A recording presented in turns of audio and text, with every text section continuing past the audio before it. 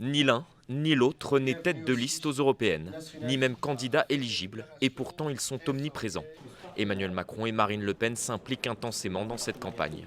Des élections aux airs de troisième tour de la présidentielle qui pénalisent les autres partis, estime Yann Brossat. Ça fait des mois maintenant que le président de la République essaye d'organiser une espèce de duel qui est en réalité un duo, dans lequel on a d'un côté l'extrême droite et de l'autre lui-même. C'est-à-dire qu'il nous explique, c'est soit lui, soit Macron, soit le chaos, soit les libéraux, soit les fachos. Eh bien, je vous le dis, c'est très dangereux. La tête de liste du Parti communiste français n'est pas le seul à déplorer ce match dans le match. Pour François-Xavier Bellamy, ce duel entre progressistes et nationalistes est un faux débat. Aujourd'hui, on voudrait nous faire croire que c'est le grand clivage. Non, c'est faux. Il y a 80% des Français qui ne se reconnaissent pas dans ce clivage-là. Et c'est à ces 80% de Français que je voudrais parler de cette vision de l'Europe dont on a besoin. Tout se passe aujourd'hui comme si tout devait se résumer à un éternel deuxième tour entre M. Macron et Mme Le Pen.